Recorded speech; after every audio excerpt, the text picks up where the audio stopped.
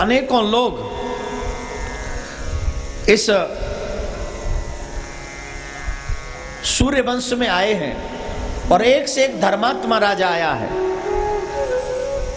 नवम स्कंद जहां से हम प्रारंभ कर रहे हैं, सूर्य वंश का प्रकरण, चंद्र वंश का प्रकरण। सूर्य वंश में रामचंद्र भगवान का प्राकट्य हुआ है, ये आप सभी जानते हैं। भगवान श्री राम मर्यादा पुरुषोत्तम है और श्री कृष्ण लीला पुरुषोत्तम है। श्री राम दिन में आते हैं और कृष्ण रात्रि में आते हैं। और ये कथाएं आपको कई बार सुनाई जा चुकी हैं, परंतु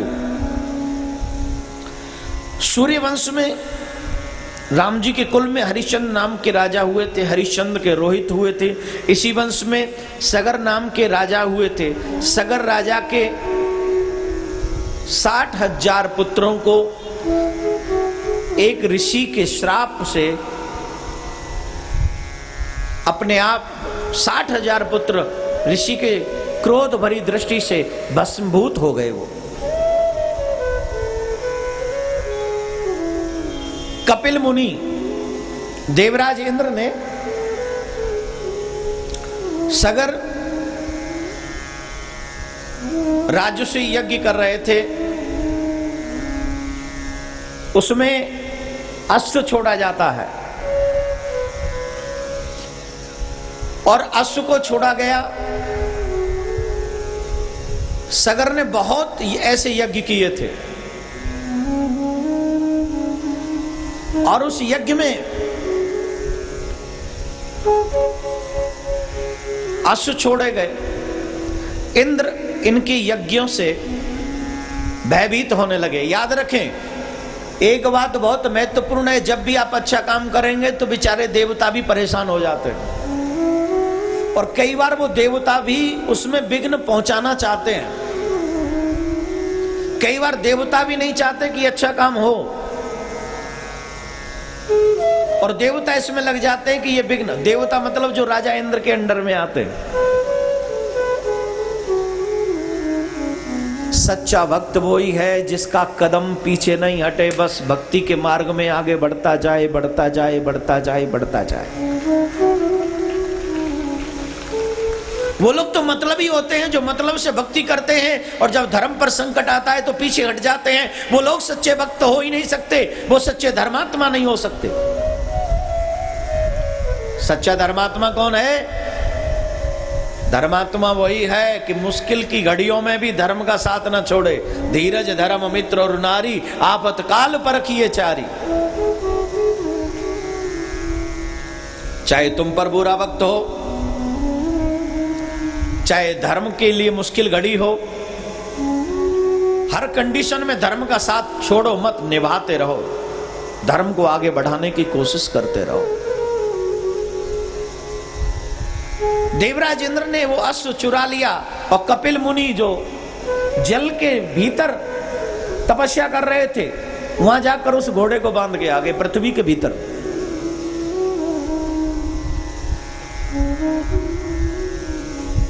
अब उस अश्व को ढूंढने के लिए सगर के 60,000 पुत्र दिशाओं में गए।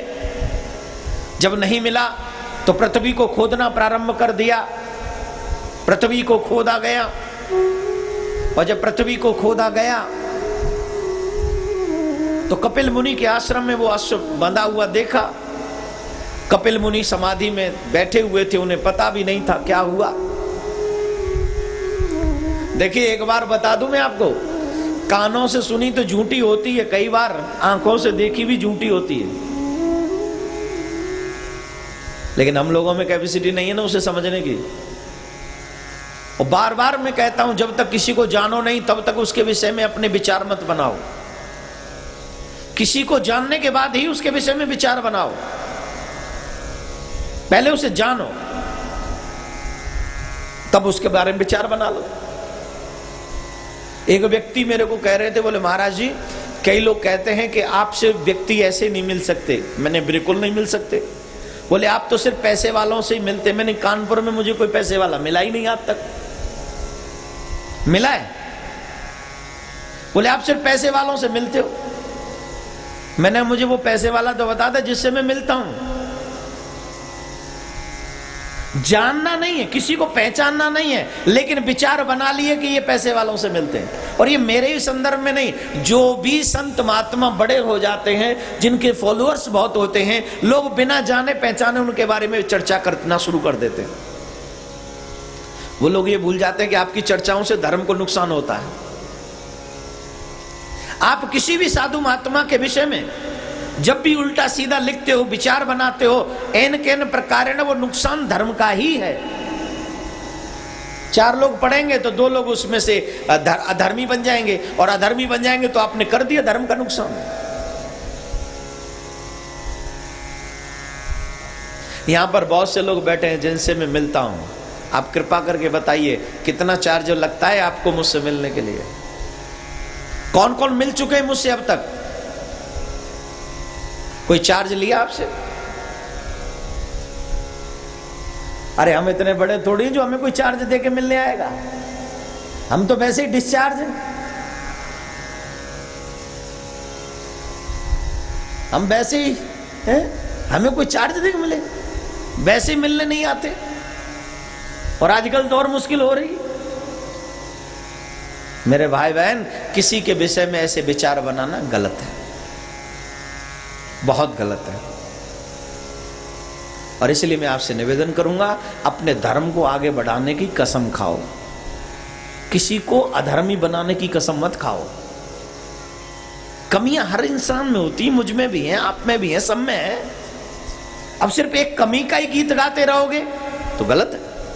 कुछ अच्छाई भी तो है, उन अच्छाइयों का गायन करो। कपिल मुनि के आश्रम में बंधा हुआ वो अश्व जब सगर के 60,000 पुत्रों ने देखा तो समझा कि ये ऋषि बांध ले चुरा के लाए हैं इस घोड़े को। तो उन्होंने ऋषि को उल्टा सीधा जब बोला तो ऋषि के नेत्र खुले और उनके दृष्टि पड़ते ही वो 60 के 60,000 लोग जलकर समाप्त हो गए। अब चर्चा हुई कि इनका कल्याण कैसे होगा। तो उस संदर्भ में एक विषय आया कि भागीरथी गंगा अगर इस धराधाम पे आए और उस रस से इनका स्पर्श हो जाए तब कहीं जाकर इनका कल्याण होगा। तो अनेकों राजाओं ने तपस्या की और उन्हीं में से सगर राजा के पुत्र अंशुमान, उन्हीं के वंश में भागीरथ हुए। भागीरथ तपस्या करके इस गंगा को इस पृथ्वी पर लेकर आए। तब से लेके गंगा आज तक पापियों के पापों को काटती है, जीवों को शुद्ध करती है और जीवों का कल्याण करती है। लेकिन ये भारत के लोग न गंगा को बचा पाए और न जमुना को बचा पाए, न गाय को बचा पाए। आज तुम्हें अगर तपस्या करके कुछ गंगा को लाना होता तो तुम्हें पता चलता गंगा को लाना कितना मुश्किल है। उस समय उम्र बहुत बड़ी हुआ करती थी। इतनी उम्र होने के बाद भी कई पीढ़ियां लग गई तपस्या करते करते इस गंगा को धरती पे लाने में। लेकिन आज स्वार्थी लोगों ने गंगा का अस्तित्व खतरे में डाल दिया है और जमुना का अस्तित्व तो ना के बराबर रहा ही, मतलब मैं ये कहूंगा रहा ही नहीं। और वाह रे वाह मेरे प्यारे हो, फिर भी मजे से बैठे हुए हो। किसी के मन में गंगा के लिए कष्ट नहीं है, जमुना के लिए कष्ट नहीं है, गौ के लिए कष्ट नहीं है, और फिर भी कहते हैं हम लोग हिंदू हैं। मैं बार बार कह रहा हूं, मैं किसी धर्म के अगेंस्ट नहीं हूं। कोई भी किसी भी धर्म को चाहने वाला मुझे अपने अगेंस्ट न माने। मैं हमेशा कहता हूं कि तुम्हें तुम्हारे धर्म की हिफाजत करने का अधिकार है और हमें हमारे धर्म की रक्षा करने का अधिकार है, और यह अधिकार हमसे कोई नहीं छीन सकता। भारत का संविधान कहता है कि हर एक व्यक्ति को अपनी बात रखने का अधिकार है, लेकिन दुर्भाग्य की बात है कि हम तो बात रखते हैं और लेकिन हमारी कोई सुनने वाला नहीं है, और ज्यादा सुना में तो अंदर जेल में डाल दिया जाएगा कोई भी आरोप लगाने के बाद। और तुम ही लोग जो तालियां बजा रहे हो, जब हमें अंदर डाल दिया जाएगा ना तो तुम कहोगे जरूर कुछ गलत किया होगा। तुम ही लोग होगे तालियां बजाने वाले, तुम ही लोग होगे बात करने वाले, इसीलिए हमारे धर्म की ये दुर्दशा है। एक अन्य धर्म के व्यक्ति मुझे अमेरिका में मिले और उन्होंने कहा, महाराज आपके भारत में आपके संतों पर ऐसे लालछन लगते हैं और उन्हें बंद कर दिया जाता है। अगर कोई हमारे धर्म के आचार्यों पर, श्रेष्ठों पर, गुरुजनों पर अगर कोई ऐसे उंगली उठा देता तो हम देश में आग लगा देते। हम आग लगाने की बात नहीं करते, बिल्कुल भी नहीं करते। हम शांति से वार्तालाप करते। हम ये बात करना चाहते हैं कि हमारे पास अधिकार नहीं कि हम अपनी गौ को बचा सकें? क्या हमारे पास अधिकार नहीं कि हम अपनी गंगा को बचा सकें? हमारे पाप तो गंगा काट लेगी, आने वाली पीढ़ी के लिए गंगा बचेगी नहीं तो, जमुना बचेगी नहीं तो क्या होगा इस देश का? मेरे घर वाले कहते हैं, बाहर वाले कहते हैं, मेरे अपने लोग कहते हैं, ठाकुर जी ज्यादा मत बोला करिए, ज्यादा मत बोला करिए, नहीं तो प्रॉब्लम होगा, आप ही को होगा। मैं भी कई बार सोचता हूं मुझे नौजवानों के लिए काम करना है, ज्यादा मुझे नहीं बोलना चाहिए, पर करूं क्या? मेरे अंदर जो भगवान ने आत्मा सेट की है ना, वो बड़ी अजीब है, वो बर्दाश्त नहीं कर सकती। मेरा जमीर मरा नहीं है, मेरी आत्मा जिंदा है। मैं तुम्हारे लिए रोटी की तरह, सिर्फ रोटी के लिए नहीं सोचता हूं। रोटी तो कोई भी दे देगा मुझे इनमें बैठा हुआ, और तुम क्या दोगे? रोटी तो मुझे भगवान देगा।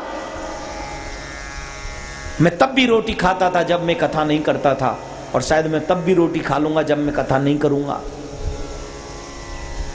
चिंता रोटी की नहीं, चिंता धर्म की है। इसलिए मेरे भाई बहन, जाग जाओ, उठ जाओ, कहीं इतनी देर ना हो जाए कि तुम बोलो भी तो तुम्हारे बोलने के साथ ही गोली चले और तुम्हें मार दिया जाए। इतनी देर ना हो जाए, बस यही कहना चाहूँगा। अगर बचाना है तो बचा लो, अभी नहीं तो आने वाली पीढ़ी तो इतनी सक्षम नहीं होगी कि वो बचा पाए। आज की जो पीढ़ी है नौजवान और हम लोग जो जिंदा है, अगर हम नहीं बचा पाए तो वादा करता हूँ आने वाली पीढ़ी कभी बचा नहीं सकेगी। अब तुम डिसाइड करो, तुम चाहते हो या तुम भी मर जाना ही चाहते हो ऐसे ही जैसे और मर गए, वो तुम्हें डिसाइड करना है, हमें कुछ नहीं करना है। हम तो बैठे आराम से राधे राधे से बोलेंगे और जोर से बोलेंगे। अनेकों राजाओं ने बहुत भारी प्रयास किया, तब जाके मां भागीरथी इस धराधाम पर आई। भागीरथी नाम क्यों पड़ा? क्योंकि भागीरथ ने तपस्या की, और ये छोटी तपस्या नहीं थी, ये बहुत भारी तपस्या थी। ब्रह्मा जी ने कहा कि ठीक है, मैं गंगा जी को धराधाम पर जाने के लिए कह भी दूं, लेकिन गंगा का वेग इतना है कि जैसे ही ये धराधाम पे पहुंचेगी तो रसातल में चली जाएगी गंगा। इसलिए हमको चाहिए कि हम और आप इस प्रयास में रहें कि गंगा को तो धराधाम पर भेज दिया जाए, पर इसके वेग को कौन संभालेगा?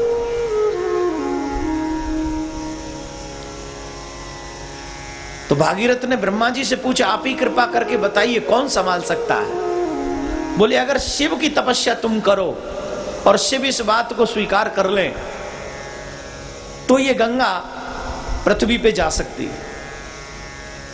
फिर शिव की तपस्या की गई, शिव जी को मनाया गया, ब्रह्मा जी ने गंगा को छोड़ा, शिव ने अपनी जटाओं में संभाल लिया और शिव की जटाओं में भ्रमण करने लगी गंगा। कई वर्ष निकल गए। भागीरथ जी बोले, महाराज ये आपके जटाओं में वास कराने के लिए गंगा जी को नहीं लाए हैं, कुछ तो कृपा करिए, इस गंगा को पृथ्वी पर छोड़िए। तब शिव जी ने अपनी एक जटा में से गंगा जी को इस पृथ्वी पर आने के लिए अपनी जटा से उन्हें यात्रा पर जाने के लिए निवेदन किया। गौमुख से होती हुई गंगा, सौभाग्यशाली हो कानपुर वालों, कि गंगा की यात्रा में तुम्हारा भी शहर पड़ता है। तुम भाग्यशाली हो। लोग विदेश में भी मर जाते हैं तो इच्छा रहती है कि हमारे मरने के बाद हमारी अस्थियां गंगा में बहा दी जाएं। कहते हैं जिसकी अस्थियां भी गंगा में बहा दी जाएं उसका कल्याण हो जाता है। लेकिन जब गंगा ही नहीं रहेगी तो फिर गंगा में कैसे बहाओगे अस्थियां? फिर क्या होगा तुम्हारा? और चलो तुम्हें गंगा नसीब हो भी गई तो तुम्हारी आने वाली पीढ़ी को क्या कहेगी? आने वाली पीढ़ी कि हमारे माँ बाप इतने स्वार्थी थे कि हमारे लिए गंगा भी छोड़ के नहीं जा सके, जो ऋषि मुनि उनके लिए छोड़ के गए थे। मेरे प्यारे, गौमुख से गंगा सागर तक गंगा की यात्रा है। जीव जब मर जाता है ना दूर, तो जिस घड़े में, जिस कलश में उसकी हड्डियां रखी जाती हैं, उस कलश में प्रथम गौमूत्र रखा जाता है। क्यों?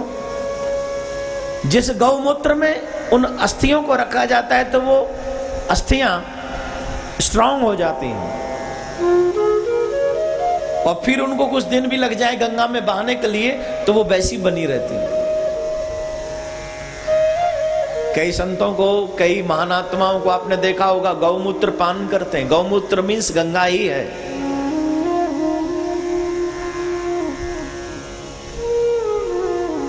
गौमूत्र का पान करने से हमारी हड्डियां, हमारी अस्थियां वज्र की तरह स्ट्रांग हो जाते हैं। गंगा गीता गाय एक जीवन को सुधार देती है, एक जीवन को तार देती है और एक जीवन जीते जीते तुम्हें स्ट्रांग बना देती है। एक गंगा, एक गीता, एक गाय, ये तीनों ही तुम्हारे लिए जरूरी है, आवश्यक है। भारत की परंपरा इन तीनों पर आधारित है मेरे प्यारे।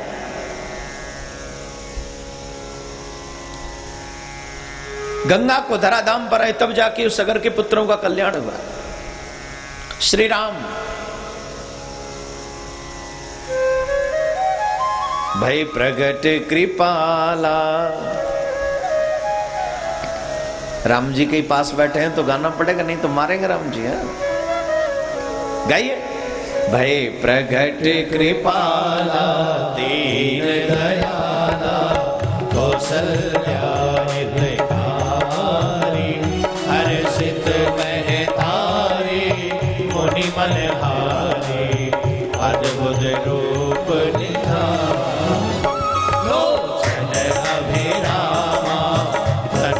श्यामा निज आयुध भुज चारी भूषण बने माला नयन विशाला शोभा सिंधु भरा कर जोरी स्तुति तोरी विधि करो अनंता आया गुण ज्ञाना तीर्थ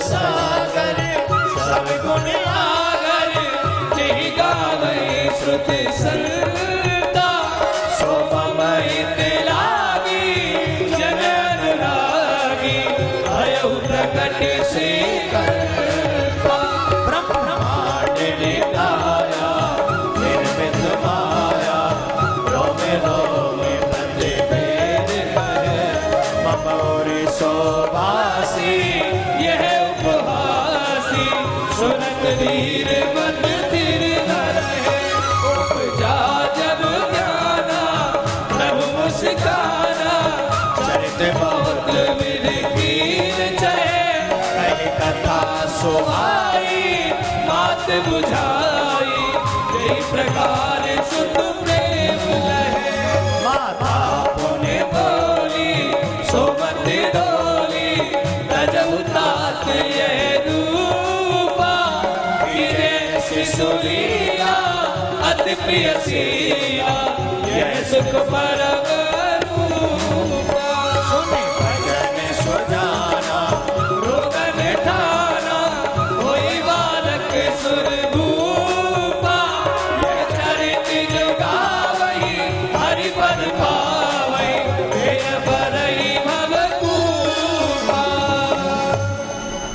विप्रधेन सुर संत लीन मनुजो अवतार निज इच्छा निर्मित तनु माया गुण गोपाल। ध्यान से सुने। बहुत से लोग कहते हैं राम जी रावण को मारने आए थे, अभी विजयदशमी निकली है। हेलो, बातें तो घर में जाके कर लेना, जरा हमसे बातें कर लो, सुन लो हमारी भी। तुम्हें नहीं लगता कि तुम घर के मतलब के नहीं हो, तभी तो तुम यहाँ आए हो। अरे यहाँ आ गए हो तो यहाँ के मतलब के तो बन जाओ कम से कम। और मैं तो यकीन से कहता हूं जो ठाकुर के मतलब का है वही दुनिया के मतलब का है, जो ठाकुर के मतलब का नहीं वो दुनिया के मतलब का कभी हो नहीं सकता। एक अच्छी बात कह रहा था, राम लोग कहते हैं रावण को मारने आए। अभी मुझे बड़ा आश्चर्य हुआ जब विजयदशमी निकली और विजयदशमी वाले दिन काफी अच्छी अच्छी विमलात्माओं ने रावण के पुतले पर तीर चलाए।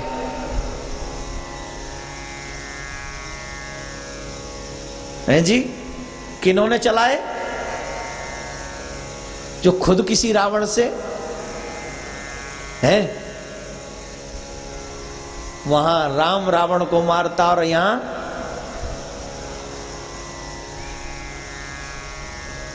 गलत है। बोलो गलत है।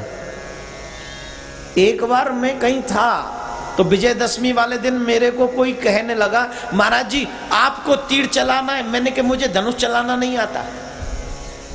बोले महाराज चढ़ा के रखेंगे, बस तीर चला दो। मैंने मुझे पकड़ना नहीं आता।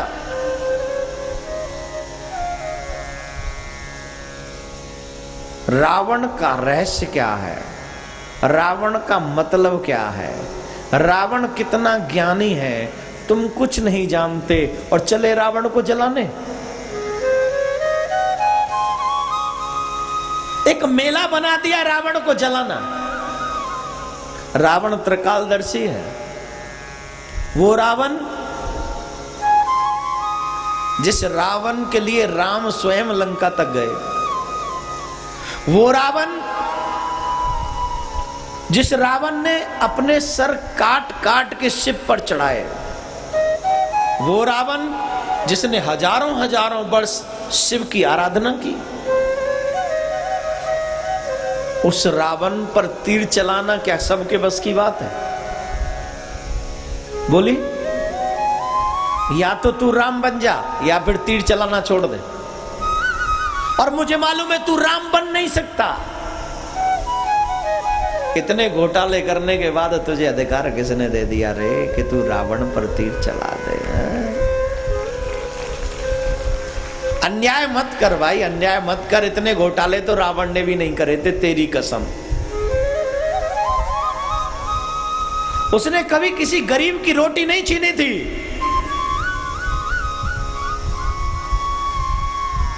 छोड़िए, मेरा अभिप्राय यह है कि रावण से नफरत करने से बेटर है कि उसके कर्म से नफरत की जाए। सिर्फ एक कर्म उसका कि वो अपने मां बाप की बात नहीं मानता। वो धर्म को मानता है, शिव की पूजा करता है, आराधना करता है। वो त्रिकालदर्शी है, वो बहुत बड़ा ज्ञानी है। छोटा मोटा ज्ञानी नहीं, बहुत बड़ा ज्ञानी है रावण। कितना बड़ा ज्ञानी है? अगर आप पे टाइम है तो शेयर करूं, थोड़ा सा करूं। राम जी ने जब रामेश्वरम की स्थापना करवाई तो स्थापना के लिए रावण को आचार्य बनाया। अब राम का आचार्य कितना श्रेष्ठ होगा जरा आप सोचिए, सोचिए। और इससे भी बड़ी बात, जब राम ने स्थापना करने के बाद राम ने रावण से पूछा, हे लंकेश कृपा करके बताइए आपको दक्षिणा में क्या चाहिए? तो रावण यह मांग सकता था कि तुम यहां से वापस चले जाओ। राम को लौटना पड़ता क्योंकि दक्षिणा दे रहे, वचन दे रहे। रावण मांग सकता था मेरी विजय हो, राम को देना पड़ता। लेकिन रावण ने क्या मांगा? क्या मांगा रावण ने? एक ही चीज मांगी, हे राम जब तक ये तन बचा रहे अभिमान न जाने देना तुम। अगर मुझे कुछ देना है तो एक कृपा करके दीजिए कि जब तक मैं जिंदा रहूं तब तक मेरा अभिमान जिंदा रहे। अब एक प्रश्न उठता है, अभिमान भी जिंदा रखने वाली बात है, अभिमान को तो मारना चाहिए, अभी अभिमान क्यों मांग रहे? बोले जानते हैं इसी अभिमान की वजह से इस रावण को राम से मिलने का सौभाग्य प्राप्त हुआ है। इसी अभिमान की वजह से इस रावण को इस राम से मिलने का सौभाग्य। और मेरे भाई बहन, जिसकी वजह से तुम्हें तुम्हारा आराध्य मिल जाए, जिसकी वजह से तुम्हें तुम्हारा प्रियतम मिल जाए, उस वजह को कभी अपने आप से दूर मत करना, उस वजह के गले लगे रहना हमेशा। कोई तो वजह होगी, एक वजह है कि तुम यहां बैठे हो, जिस वजह से तुम यहां बैठे हो वो वजह है भागवत। इस भागवत से कभी भी च्युत मत होना, इस भागवत को हमेशा अपने हृदय में धारण करते रहना। रावण कहते हैं जब तक मैं जिंदा रहूं तब तक मेरा अभिमान न चला जाए, जब तक ये तन बचा रहे अभिमान न जाने देना तुम। बाणों से मस्तक काट मेरा निज चरणों में रख लेना तुम। जब युद्ध में तुम मुझे मारो तो मेरा सर अपने चरणों में रख लेना। बोलो राधे राधे। होगी ऐसी शत्रुता, लड़ने वाला पहले ही एग्री है कि आप ही मेरा सर काटेंगे, लेकिन सर काट के युद्ध भूमि में मत छोड़ देना, अपने चरणों में रखना, ये कृपा करना। वाओ, क्या ज्ञान है, क्या समर्पण है रावण का राम के प्रति। ये कम नहीं है, बहुत बड़ी बात है। बहुत से लोग कहते हैं ये देवकीनंदन बड़ा पागल है, ये पता नहीं कहां कहां से बातें बोलता है, धर्म की बातें करता है। अब कोई गौ हत्या बच सकती है? गंगा बच सकती है? जमुना बच सकती है? ये पागल हो गया है। मैंने कहा भाई क्या करें, हम हो नहीं गए, हमें तो बना दिया गया। बरसते हैं जो बादल वो बादल अच्छे हैं?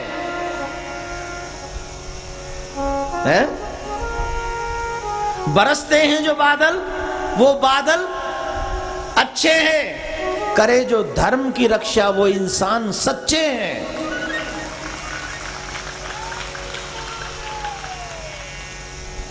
बरसते हैं जो बादल वो बादल अच्छे हैं, करे जो धर्म की रक्षा वो इंसान सच्चे हैं। अक्लमंदों ने ही लूटा है मेरे देश को प्यारे, हमें पागल ही रहने दो, हम पागल ही अच्छे हैं।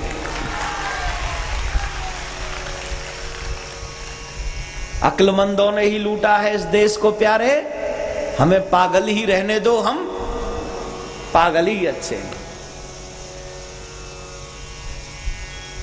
हम पागल हैं तो है, अब हम नहीं, तुम अपने नहीं बदल सकते तो हम नहीं बदल सकते। रावण का देखिए त्याग।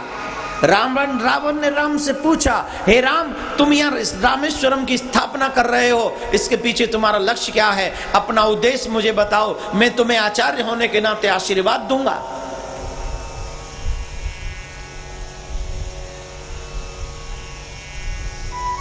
राम जी कहते हैं रामेश्वरम की स्थापना करने का एक लक्ष्य है कि मैं शिव के शिष्य पर चढ़ाई कर रहा हूं, युद्ध कर रहा हूं शिव के शिष्य रावण से, कहीं शिव नाराज न हो जाएं और इस युद्ध में मेरी विजय हो, राम की विजय हो, सत्य की विजय हो। इसी लक्ष्य को लेकर मैं ये स्थापना कर रहा हूं। रावण ने क्या आशीर्वाद दिया होगा?